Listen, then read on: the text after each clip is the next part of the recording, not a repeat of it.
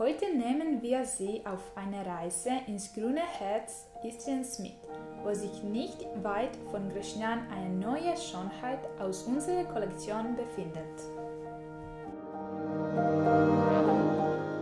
Es ist eine Villa mit Olivenhain und Schwimmbad, die ein wahres kleines Paradies auf Erden für diejenigen darstellt, die ein ruhiges Leben in einer ruhigen und bezaubernden Naturumgebung wünschen. Diese 2017 erbaute Villa befindet sich in einer idyllischen Lage mit einem fantastischen Blick auf das märchenhafte Motorwund und das Minnatal.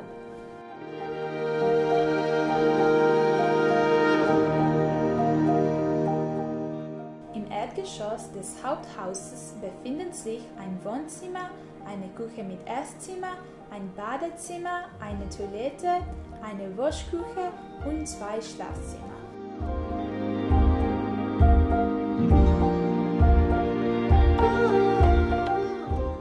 Das Interieur des Hauses ist mit handgefertigten Massivholzmöbeln ausgestattet.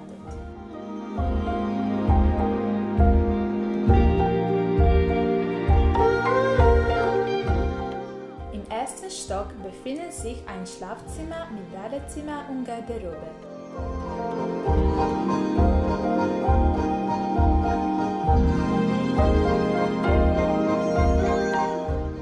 Aus dem Wohnzimmer kommt man zu einer überdachten Terrasse, die dazu einlädt, an wärmeren Tagen im Freien zu verweilen und den Blick auf den Olivenhain und die entspannten Grüntöne der umliegenden Natur zu genießen.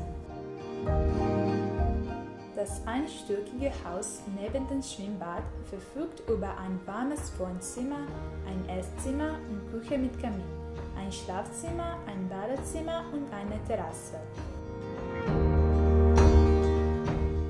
Der Garten mit der Fläche von über 24.000 Quadratmetern ist mit mediterranen Pflanzen und 36 Oliven geschmückt, von denen 200–300 Jahre alt sind, während die anderen ungefähr 40 Jahre alt sind.